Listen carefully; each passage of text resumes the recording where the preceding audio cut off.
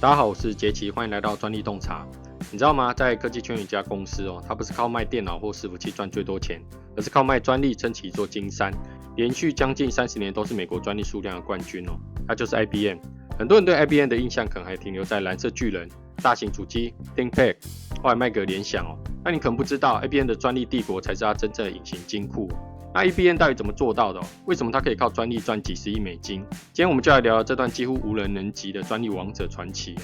故事要从1980年代说起，那时候的 IBM 虽然还是电脑界的蓝色巨人，占据大型主机市场的绝对优势但风向已经开始变PC 市场的竞争越来越激烈，微软靠着 Windows 系统如日中天Intel 则用386、486处理器成为新一代的硬体标准，这两家一唱一和把 PC 的利润切得七零八落。IBM 的处境就像一艘庞大的航空母舰虽然外表依然气派，但底舱的水正在慢慢渗进来，硬体毛利被压得喘不过气销售额看起来还是很漂亮，但净利却一季比一季薄。公司高层开始意识到如果还是只靠卖电脑、卖硬体，这条路迟早会被压到死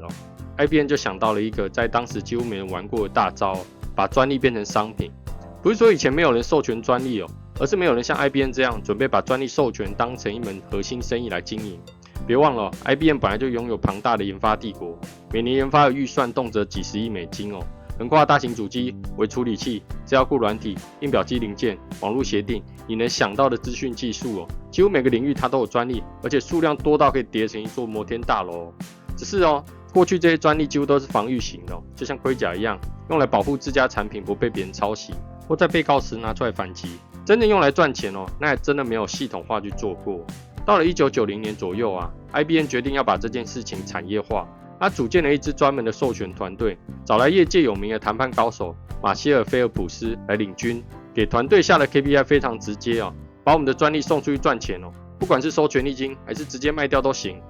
菲尔普斯的做法很有商业味道他把专利当成资产组合来管理，会先盘点哪些市场需求大、技术壁垒高，然后主动出击找厂商谈授权。如果遇到竞争对手想进某个市场IBM 就会拿出这领域我们有专利这样的底牌来谈条件。这套策略一开动就像开了印钞机一样，从此之后 IBM 不只是卖电脑的公司它多了一条专利变现的黄金管道，能在硬体利润下滑的年代照样每年稳稳进账10几亿美金而且是几乎纯利的那种。1993年IBM 登上美国专利数量冠军宝座，那一年它光是美国就拿下超过1000件专利，震惊了整个科技圈而且这不是一次性的爆发，从那年开始它就像锁死了第一名的位置一连霸了29年，活生生把专利冠军变成了 IBM 的名片这不是靠运气更不是碰巧，而是一套精心打造的量产式专利工厂。想象一下全球12个 IBM 研究实验室分布在美国、瑞士、日本、印度、中国，像一支24小时不打烊的创意军团永远有人在动脑，有人在实验，有人在写发明揭露而且在 IBM研发人员的绩效不是只看论文、专案或产品销售，还要看你一年交了多少发明这就像是业务有业绩目标一样，研发人员也有专利的 KPI。加上 IBM 的专利申请流程被做成高度标准化的 SOP， 工程师把点子写成发明揭露，送到专利评审团，合格的马上进入法务部的申请流水线，从提交到送件，效率快到就像把专利当工业产品一样赶工生产。结果是什么？每年7000多件的申请，4000多件核准，稳坐榜首。别的公司连望尘莫及都算不上因为压根追不上。有了这么庞大的专利库，下一步当然是变现IBM 在专利变现上玩的就是一套组合拳第一招授权，这是 IBM 专利帝国的印钞机核心从1990年代到2000年代中期它每年光靠专利授权就能进账10到20亿美金，2000年甚至飙到17亿的高峰而且它不是坐等别人上门而是主动出击，派出谈判团队敲别家公司的门想用我们的技术可以，但要付钱这些客户从 Google、神送到推特都在名单内横跨硬体、软体、网络平台，几乎涵盖了整个科技圈。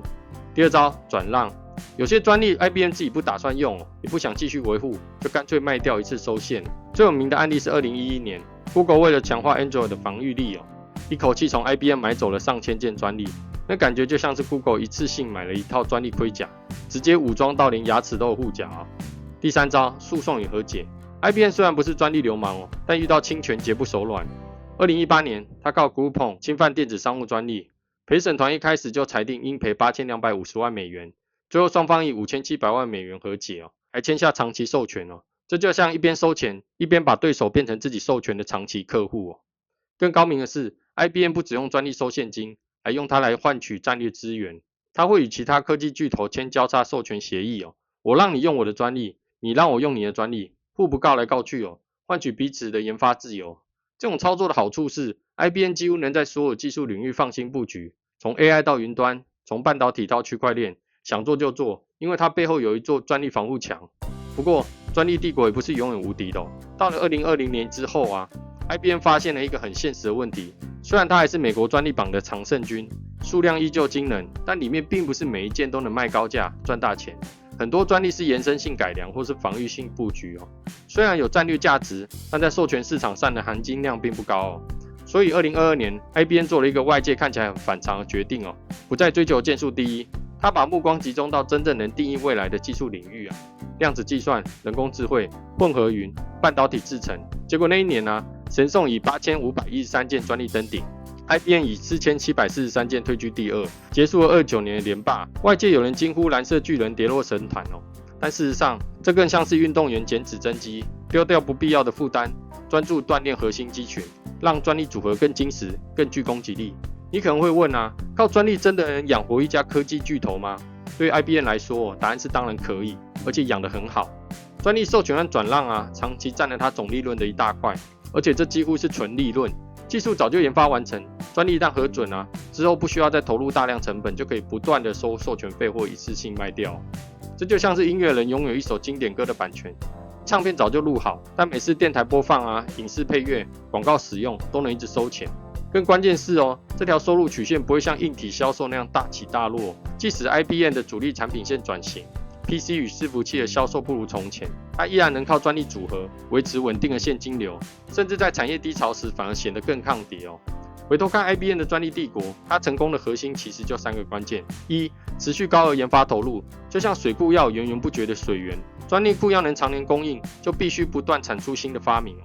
二、专业化的授权与谈判团队，专利价值不是自己说了算，要有人会评估、会谈判，懂得把专利卖出高价。三、灵活运用专利资产，授权、出售、交叉授权三管齐下，既能变现，也能当筹码换取研发自由哦。这套模式就像一台精密的机器运转了30多年，让 IBM 在专利战场上成为真正的蓝色巨人。即使不再追求件数冠军哦，依然稳稳的站在产业话语权的高位哦。所以啊 ，IBM 的故事告诉我们，在科技业，产品会过时，技术会被淘汰，但只要专利还在有效期之内哦，就能持续变现。它或许不再是 PC 或手机市场的王者，但在专利这条赛道上，IBM 已经跑了30年，依然没有人能轻易超越。